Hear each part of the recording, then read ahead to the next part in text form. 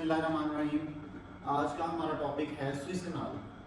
अब इस टॉपिक में हम देखेंगे कि ये जो स्विस कनाल है ये क्या है, कहाँ पे तामीर की गई है, इसकी वजह क्या है, इसकी इम्पोर्टेंस क्या है और इस टॉपिक में कौन कौन से ऐसे क्वेश्चन हैं जो एग्ज़ाम या बीपीएससी के पेपर में आ सकते हैं। तो स्विस कनाल की अहमियत को समझने के लिए यहाँ पे मैंने एक नक्शा ड्रा किया है, मैप ड्रा किया है, इसको आपने ज़रा देखना है गौर से।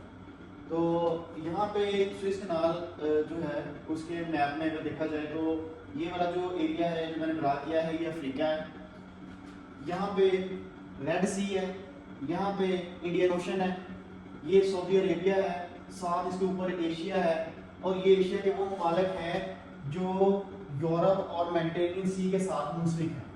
यानी कि ये वाला जो मुल्क है ये इसराइल है, इसके ऊपर सीरिया है, शाम इसको हम बोलते हैं, इसके अलावा जो टर्की है इसके ऊपर।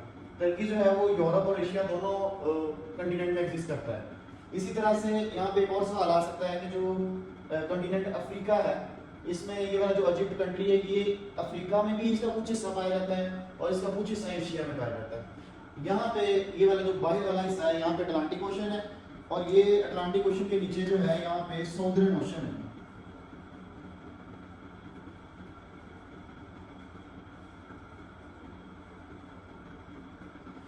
अच्छा, स्विस कनाल क्या है?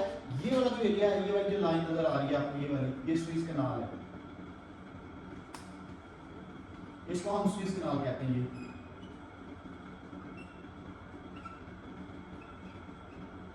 इसकी इंपॉर्टेंस इस वजह से बहुत ज्यादा है क्योंकि इसके बनने से पहले जो एशिया के ममालिक हैं जिस तरह के सऊदी अरेबिया, इसके अलावा और भी बहुत सी कंट्रीज हैं, ऑलमोस्ट 48 कंट्रीज हैं एशिया के अंदर।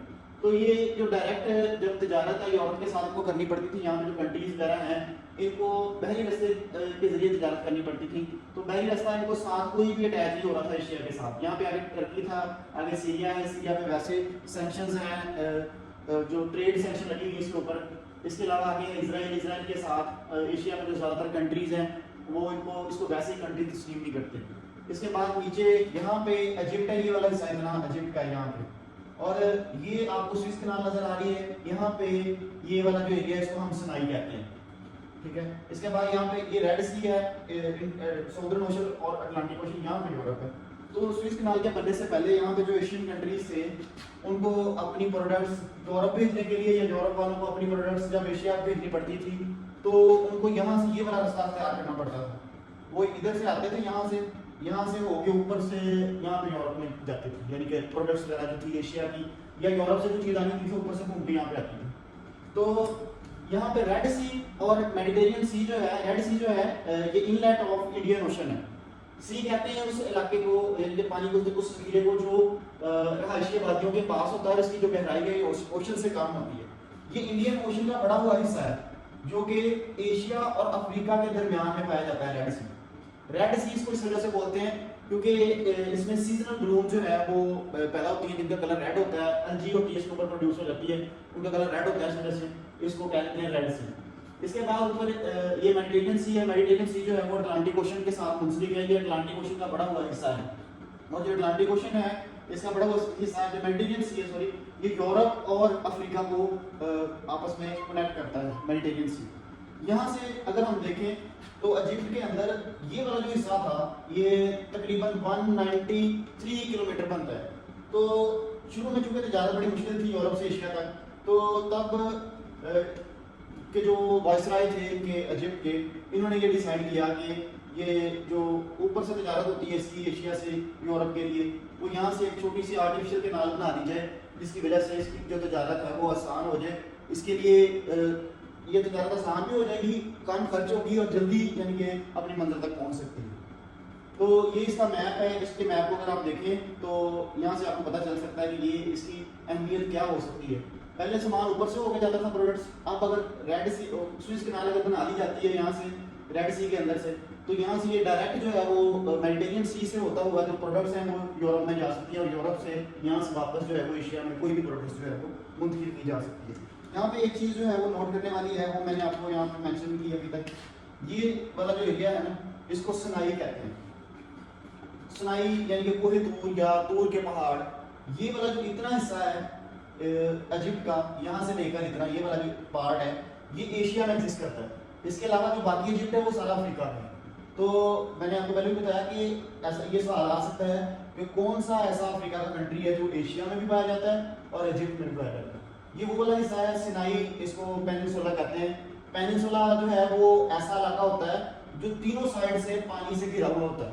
ये इनलेट ऑफ लैंड होता है इन वाटर रिसोर्सेज, यानी कि जमीन का बड़ा हुआ टुकड़ा पानी के जखीरों के अंदर जो बड़ा हुआ होता है, उसको तीन साइड से पानी घिरा होता है, ये वाली साइड, एक ये वाली और एक ये वाली। इसी वजह से इसको सिनाई पेनिनसुला कहते हैं। और इसको कोहे तूर या तूर के पहाड़ जो है वो भी यहाँ पे हैं, जहाँ पे हज़रत मूसा अलैहिस्सलाम को नबूवत से नवाजा गया था। तो ये तो इसकी इंपॉर्टेंस के बारे में मैंने आपको बताया कि इसकी इंपॉर्टेंस क्या हो सकती है, इस वजह से ज़रूरत पेश आई इसको बनाने की। अब इसकी तारीख के बारे में देखते हैं कि ये कब इसको जो है वो तामीर करना शुरू किया गया, वो देख लेते हैं।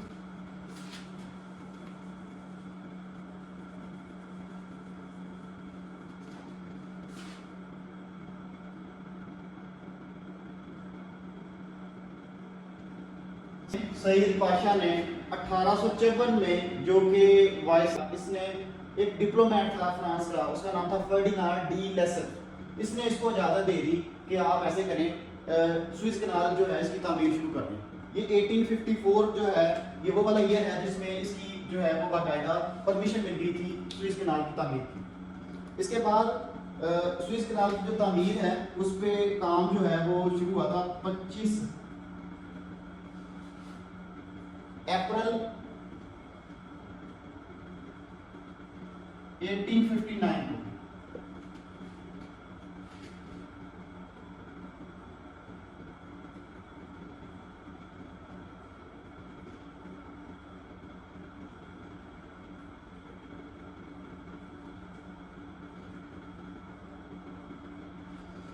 अच्छा, 25 अप्रैल 1859 को इस स्विस कनाल की जो तामीर है वो स्टार्ट हो गई बाकायदा तौर पर, और इसको तकरीबन 10 साल लगे इसकी तामीर होने में। कंप्लीशन को 10 ईयर जो थे वो लग गए, और अगस्त 1869 को ये कंप्लीट हो गई। स्विस कनाल जो है उसकी तामीर अगस्त 1869 को जो है वो मुकम्मल हो गई, और बाकायदा इसकी जो ओपनिंग है वो 17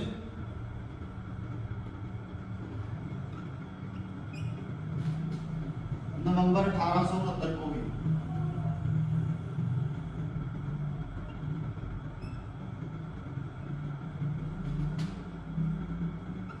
यानी कि ये कह सकते हैं हम कि 17 नवंबर 1869 को इसके ऊपर बाकायदा तौर पर ट्रेड का जो है वो आगाज हो गया।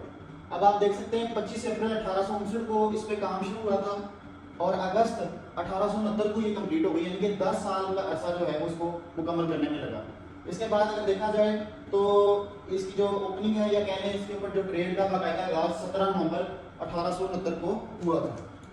अच्छा, स्विस कनाल जो है इसका नाम जो है वो इजिप्ट का एक शहर है उसका, उसको स्विस कहते हैं, उसकी वजह से ये उसके साथ मुंसलिक थी, इस वजह से इसका नाम जो है वो स्विस कनाल रखा गया। इसके बाद इसके कुछ इंपॉर्टेंट पॉइंट के बारे में देखते हैं जिनमें से सवाल पूछा जा सकता है पीपीएससी में।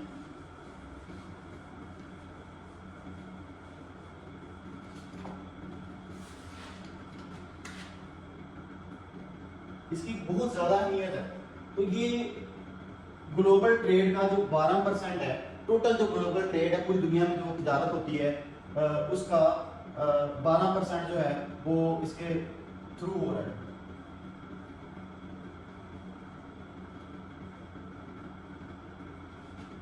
इसके बाद इसकी 10% जो ऑयल है, टोटल ऑयल ट्रेड जो है वो 10% पूरी दुनिया की वो इसके जरिए हो रही है। ऑयल ट्रेड की 10% जो है अमाउंट वो स्विस कनाल के जरिए हो रही है। इसके बाद बात करते हैं स्विस कनाल की लंबाई की बात कर लेते हैं। जो लेंथ है स्विस कनाल की वो 193 किलोमीटर है, 193 किलोमीटर इसकी लेंथ है।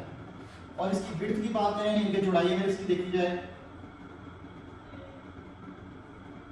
विड्थ तकरीबन इसकी 300 मीटर है। लेंथ इसकी 193 किलोमीटर है और विड्थ 300 मीटर है, यानी कि ये बहुत कम, इसकी जो चौड़ाई जो है वो बहुत कम है। और एक वक्त में एक ही जो है बड़ा शिप जो है वो यहाँ से गुजर सकता है। इसके बाद ये लॉन्गेस्ट मैन मेड या आर्टिफिशियल जो है वो कनाल है, लॉन्गेस्ट आर्टिफिशियल कनाल है वर्ल्ड की।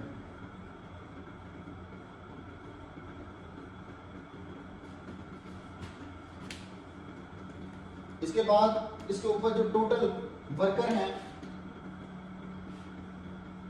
1.5 मिलियन वर्कर ने इसके ऊपर जो है वो काम किया था, इसको तामीर किया था। वर्कर कंस्ट्रक्ट इट,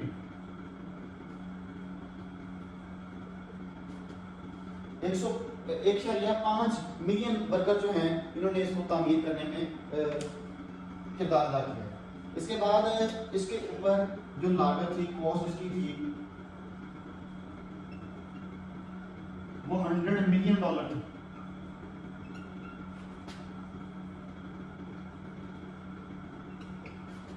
इसकी कॉस्ट टोटल जो है वो $100 मिलियन थी। ये $100 मिलियन जो है ये 1859 के अंदर आप देख सकते हैं तब की ये अमाउंट है $100 मिलियन, और आज की अगर इसको अमाउंट में कन्वर्ट किया जाए तो ये बहुत बड़ी रकम बनती है, और ये लॉन्गेस्ट आर्टिफिशियल कैनाल है दुनिया की। इसके बाद इसकी जो अर्निंग है उसके बारे में बात कर लेते हैं।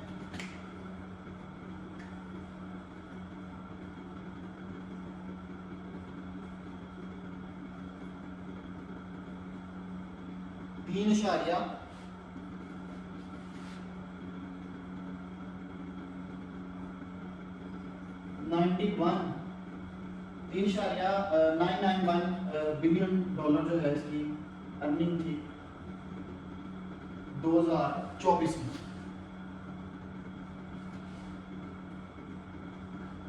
अच्छा, इसके बाद एक पॉइंट मैं यहाँ से आपको बता दूं, क्योंकि मैंने अर्निंग का बताया, क्योंकि ये आप के माइंड में सवाल आ सकता है कि ये जो अर्निंग है किसको जा रही थी। तो अगर बात करें इसकी जो कंस्ट्रक्शन है, चूंकि एक फ्रेंच कंपनी ने की थी, तो इससे जो पहले सारा कंट्रोल जो था वो फ्रेंच कंपनी के पास था। तो इजिप्ट का एक हुक्मरान था जिसका नाम जमाल अब्दुल नासिर।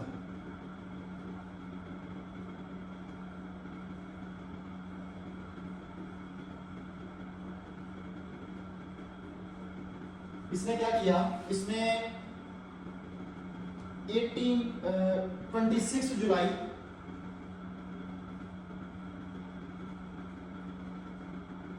1956 को इसको नेशनलाइज कर दिया। तो ये सवाल भी आ सकता है कि जो स्विस कैनाल है इसको कब नेशनलाइज किया गया था। अच्छा, इसके बारे में मैं आपको बता दूं, नेशनलाइजेशन का मतलब यहाँ पे ये है कि चूंकि जो स्विस कैनाल है इसकी कंस्ट्रक्शन जो है वो एक फ्रेंच कंपनी ने की थी, तो इससे पहले 21 जुलाई 1956 से पहले इसका जो सारा रेवेन्यू था या जो सारा कंट्रोल था ये कहने वो सारा फ्रेंच के पास था, यूके और जो दूसरे इसके साथ एसोसिएटेड कंट्रीज हैं उनके पास इसका सारा कंट्रोल था। तो जमाल अब्दुल नासिर ने 21 जुलाई 1956 को इसको नेशनलाइज करके इसका सारा जो कंट्रोल था वो खुद संभाल लिया, और जो इसका जो रेवेन्यू था वो इजिप्ट को आना शुरू हो गया। ये जमाल अब्दुल नासिर जो है ये इजिप्ट का हुक्मरान था तब तक। तो इसके बाद कुछ देर बाद इसराइल ने 21 अक्टूबर 1956 को 1956 को उसने अटैक कर दिया इजिप्ट के ऊपर।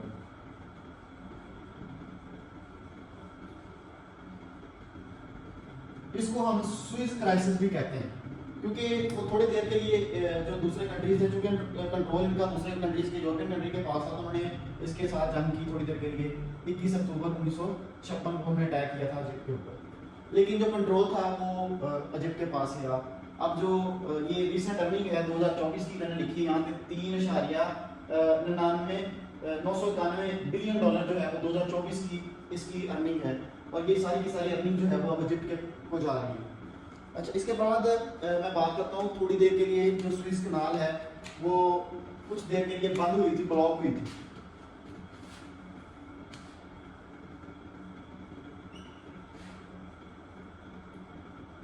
मार्च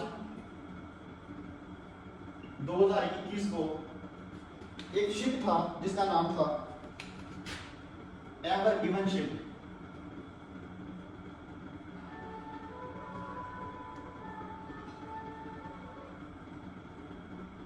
गिवन जो शिप था वो इसके अंदर स्ट्रक हो गया, फंस गया, यानी कि इसका रास्ता जो है वो ब्लॉक हो गया।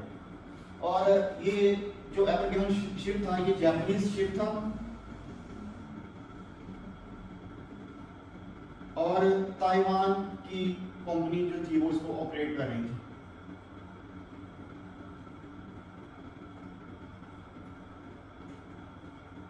ताइवान की कंपनी ऑपरेट कर रही थी, उसका नाम था एवरग्रीन।